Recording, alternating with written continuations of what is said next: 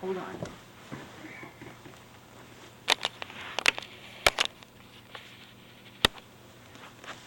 Okay. There we go. Now, after we got home from the hospital, after Tammy was born, and this is up in Soda Springs, Idaho, in 1967 in May.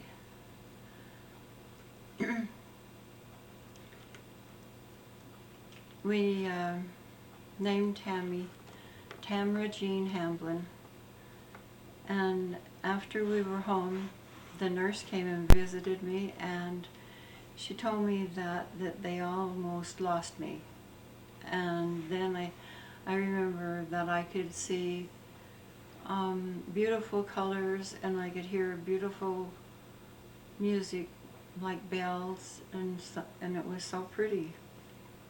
So, and I remembered also that I couldn't talk, but I knew they were talking, and they were saying, "Is she gone?" And I didn't know until she come and told me that, what they were talking about. The winter that we bought the Skidoo,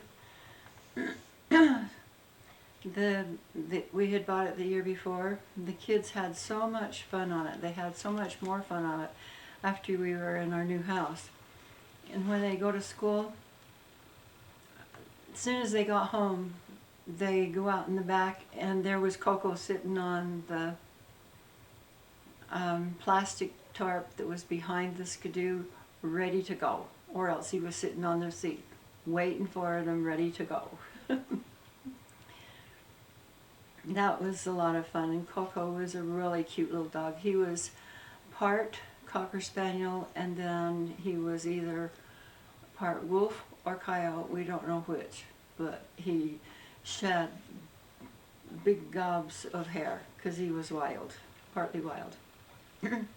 There was no more work in Soda Springs, and so we had to make plans to come back to Ogden because Bert, tried to get work and he couldn't get any. And so we put the house up for sale in November, and so in 1968 we sold the house, and then in January we moved back to Ogden. And when we sold the house in River Drive in Soda Springs, the snow was so high on the sides of the driveway that it was taller than the moving van that was sitting in the driveway. And it didn't feel like it was as cold as it was, because the roads didn't slide, they weren't slick. And when we came back to Ogden, we couldn't get in our house because the lady who was renting our house on Jefferson wouldn't move out. So we had to rent a place, and Lola Marie found a place in Harrisville for us. And it was a big old house, and in fact it still stands. And when it was built for polygamists. So it had a lot of rooms and extra rooms, and it was pretty nice, except that it was old. And we bought a pony named Sugar from my cousin Lamar, and a quarter horse named Shiloh from Carl Peterson. Most of the time it was a lot of fun living there, and I got really, really mad though at that little pony. She was half Shetland and half Welsh, and she kept getting loose and going in the neighbor's garden. And I got so mad at her. And Bert and the boys bought a pool table because there was a lot of extra room in that house. There was a room that would just fit. So that was fun. Grandpa Willie Davies used to come and stay with us when it was Grandma's turn for him to visit her. And that was a lot of fun having him there because he showed us how to make a game similar to Chinese checker, but the areas were squares instead of triangles, and he used marbles. And while we were there for almost a year. While we were there, we got an attorney to help us get the Flynns out of our house, the renters. And finally, around September or October, they were gone. And I remember when we went over there, how awful it looked. There was broken screens laying all over, and the liner to the swimming pool was all torn, and the walls had holes punched through them. And they had taken the fish out of the little fish pond that was on the patio and put the fish pond in the pool. So when we first saw them, all I saw was a whole bunch of big black spots. But what they are is black spots when they're first born. Bert was working for Alan Jackson, and we bought a lot from him in North Ogden, close to the North Ogden Divide. I felt like we needed to get our kids out of that neighborhood, but it wasn't that easy. The kids enjoyed the swimming pool all summer long. This is in 1970. When they went back to school in the fall, their hair was green from the chlorine. I remember being so proud to watch my kids when they would go back to school and down the sidewalk, because they were all doing really well in school, and I remember thinking that this was almost too good to be true. They were all doing good, and all the teachers would say things like they wish they had more students like ours were. And it seemed like my kids were my best friends. I heard other mothers say, "Oh, won't you be glad when your kids are back in school?" But not me, because my kids were the best in the world. And I had fun with them. In 1971, the kids are all doing very well in school, and I'm proud of them. Brent and Dwayne won a Dirty Pictures Award up at Ben Lomond, and it was a picture of stacks of garbage and old cars and things like that. And then we found out later it was Wes Ward's. We didn't know it at first. They had their pictures in a paper and a nice article about them. And I still wanted to get out of that neighborhood on Jefferson, and the main reason was the neighbors across the street, the Loftuses. Their son DeLoss was a drug dealer, and so I started working on house plans, and with Terry's help came up with the house plans of this house we're living in.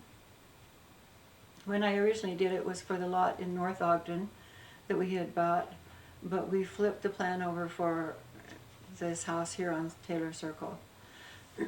We sold our lot in North Ogden to help pay for the new house. We put our house on Jefferson for sale, and that was the 1972.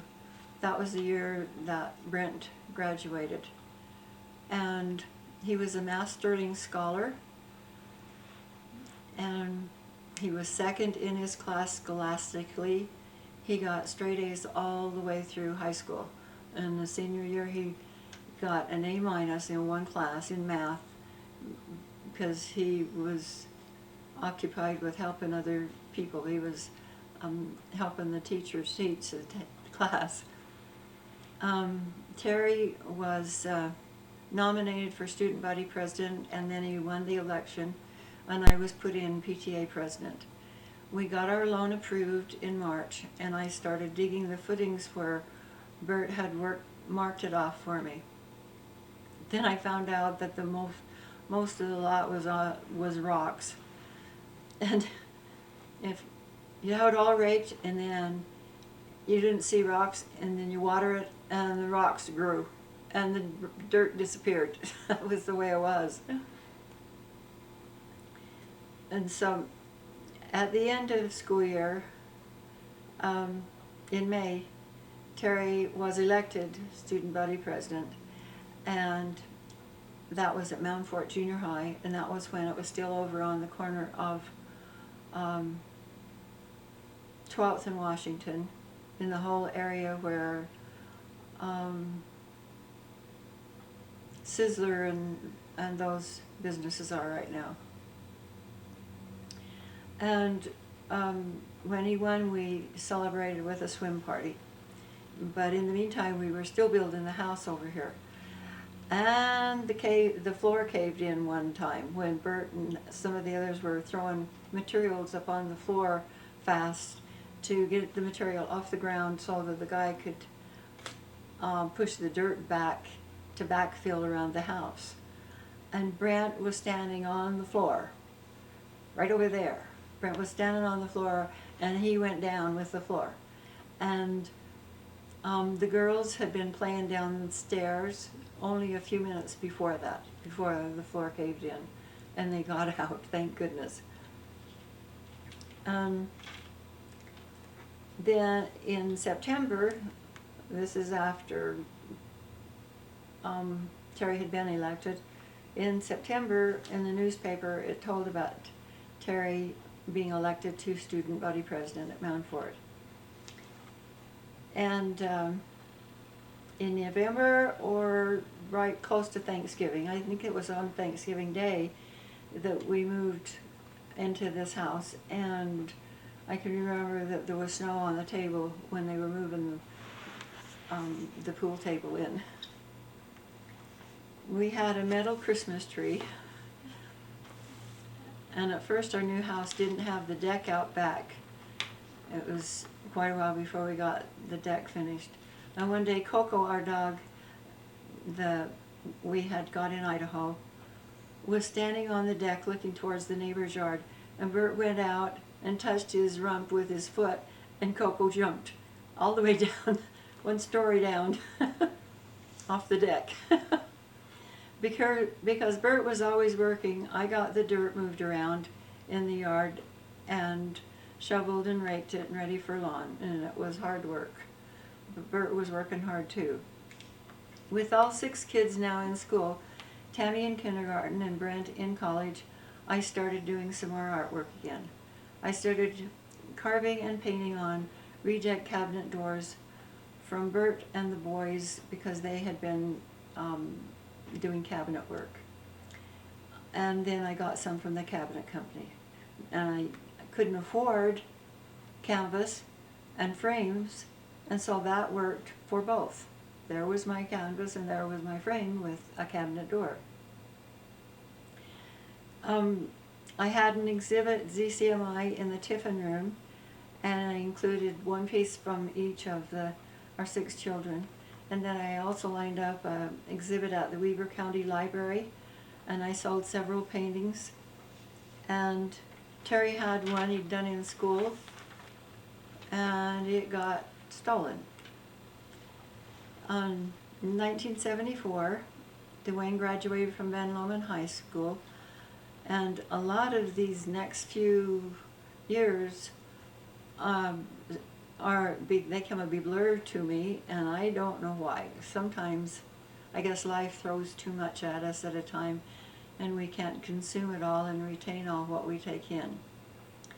I have many regrets, and most of them are that I wish I could have guided each of my children better, but who knows what would have helped.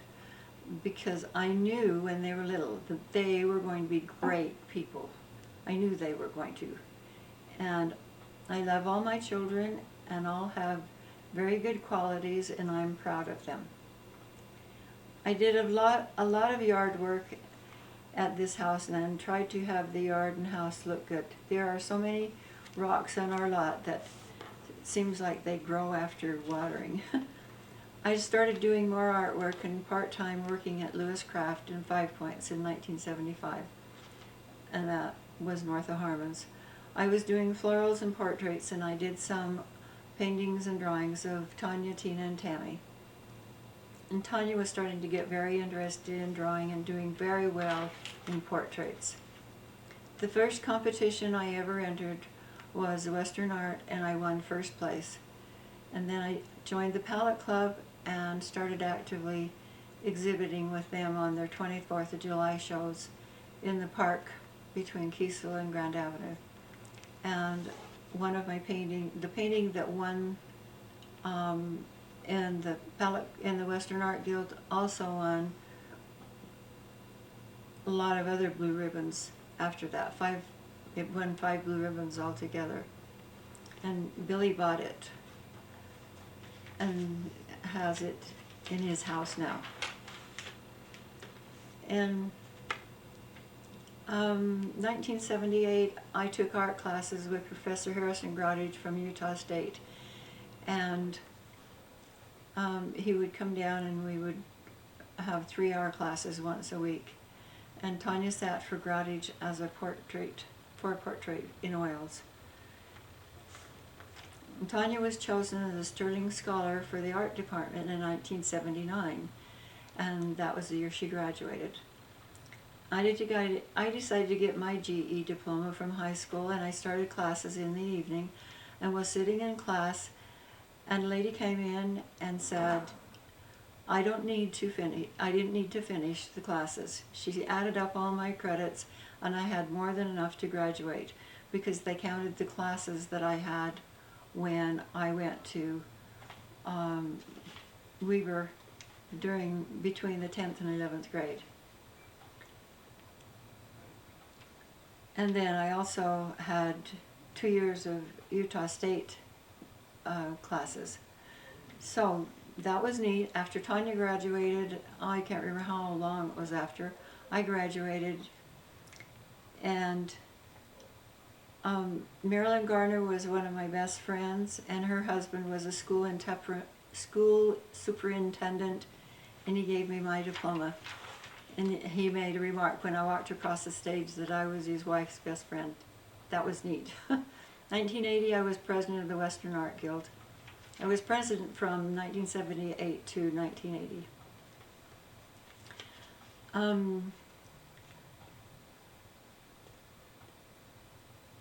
Tina graduated from Ben Lomond High School in 1981, and she worked at Farr's Ice Cream, and she was engaged to marry Russ Driver.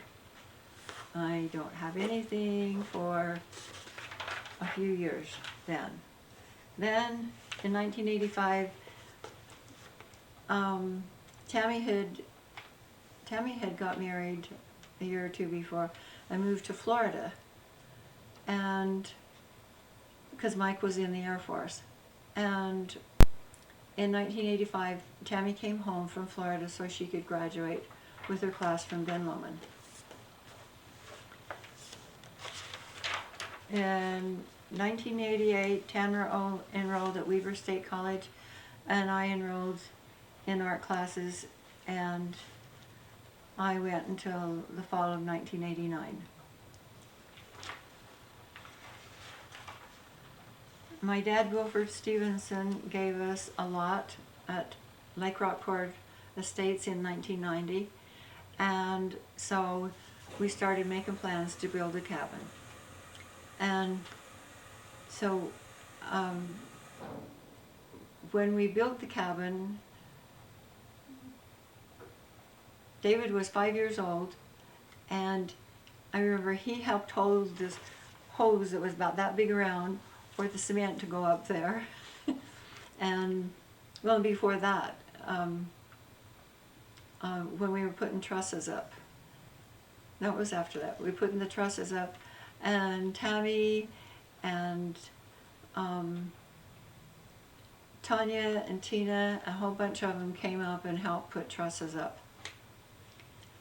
And I know when we built up there, I thought my little car, my little white Vega, is not going to make it up there. But Grandpa Stevenson gave me a sofa that makes out into a bed, and I put it on top of the car all by myself. And I took it up there, and I walked it around to the back door, because there wasn't a deck then in front. and took it in there. And then, so no wonder I have back problems, huh? In 1992 and 93, I can't remember. Maybe I don't want to, I don't know. And in September, Billy had surgery on his back of 1995. And he was laid up for quite a while. And Bert retired from Anderson's in 1996. And in 1997, I applied for Social Security. Now that I had a steady income, in November I decided to buy a new car because the Vega was needing some repairs, but still looked great. I bought a 97 Hyundai Accent, and it was lavender, and now it's painted white. And my mom passed away in 2001, and I forgot my dad passed away in 1992. And in 2004, when I was 69, I was really crippled. I couldn't walk very good. And Becky told me, stop walking like a penguin. And I'd been limping for about 5 years. My right hip hurt so bad, no matter what I was doing, it wouldn't stop. And so in about October, I started making books for our kids, for the pictures that we have accumulated over the years. And it was really hard because I had them stacked all over the table, and they'd walk around and around. And so it was pretty hard. And my right hip kept getting worse, and so that it would slip out of place, and the ball didn't have any place to go. It would just go right up because the whole socket wasn't there. It was worn away. I went to an orthopedic surgeon, Dr. Carlton, and in May I had total hip replacement on my right hip. And I was amazed that 2 days later I was in less pain than I had been for years. In 2006, I had my left hip done, and I've been able to walk good since then. I am really thankful for my health. This is just so neat to have good health. In 2008, I did a horse for the Ogden's 75, to celebrate Ogden's 75 years of rodeo, and it was black and white, and it was, when they displayed it the first year, it was down on Washington Boulevard,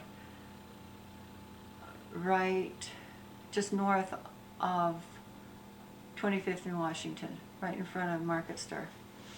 And then in the fall, Becky and Mark moved back from Florida, and it was so neat to see her. I was so happy to see my baby sister again.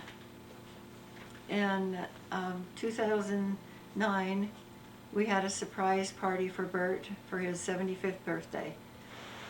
And then it was 2 weeks before my birthday, and then it felt like that was my best birthday party because all my kids were there except Dwayne, and my sister was here, my very own sister, and she was here, so that was neat. And then this year, our yard is prettier than it has ever been. And we have a new fence, it's gorgeous, and we did it. And we gave Myrtle a haircut. We have myrtle growing in the backyard, and we gave it a haircut. And that helps, and it makes it look so pretty when it's growing in the spring. And we had a party here for Bert's birthday, and this year is my 75th birthday, and we had a party, and it was the best birthday yet, because including the kids that could come were all of my siblings, Billy, Becky, and Mac. And Billy composed a song for me, and he sang it while he played his guitar. And he taught himself to play the guitar and the banjo. when he was a teenager, and he doesn't read music. And so I want everybody to know that I love him lots. And I'm thankful that I had the parents that I did. My father was a very gentle man, and my mother had so many talents. She was an artist too. And so the sun is still shining, and I'm going to turn it off now. Goodbye.